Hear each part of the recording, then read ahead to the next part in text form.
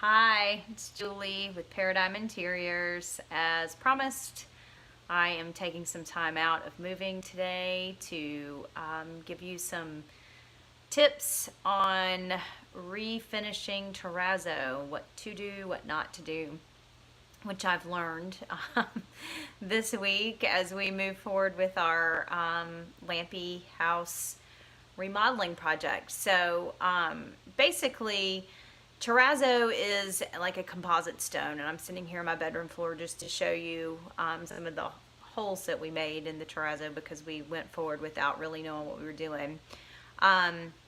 So when you put carpet down, you have to put down these little boards, which you'll see in a minute, called a furring strip, and those are nailed down with tacks.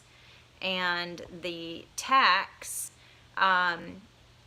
they're nailed down with nails, and then there's tacks that come up, and the carpet is hammered down on top of the tacks, and that holds the carpet in place so it doesn't slide around over the years. Well, when you pull the furring strips up, most of the time the nail will stay in the terrazzo because the terrazzo is so hard, and then you have to pull the nail out, or there's a nail to pull out.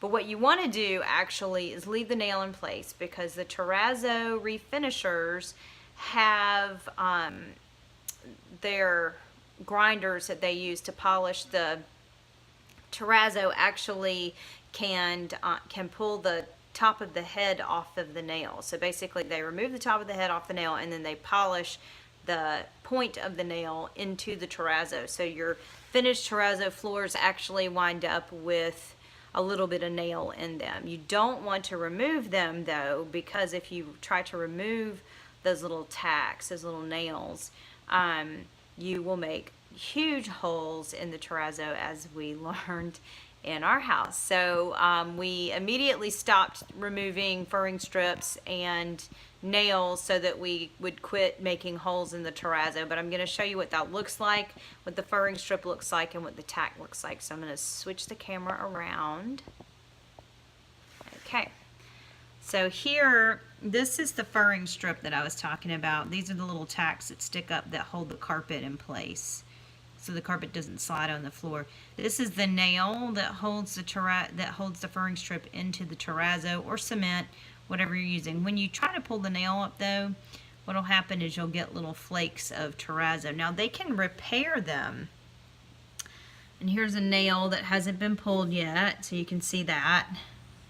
And then right there, you can see little holes. Now this is ideally what you want to happen. It's just a tiny little hole that can be filled easily, but what happens most of the time is it pulls out a chunk of the terrazzo. So you can see that right here. And then there's even bigger ones that way. So the good news is though, you can see the terrazzo looks great. It's beautiful.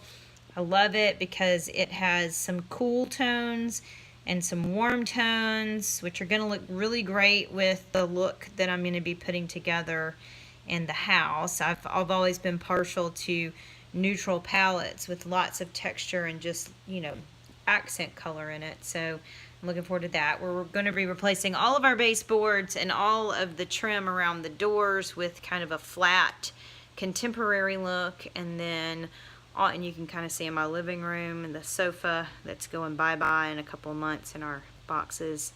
So it's exciting. We're getting started. The next step though is we're going to be taking down some crown molding that's in the living room. I don't really want crown molding. I want the lines to be as clean and simple as possible to really give the house a contemporary look on the inside. So stay tuned.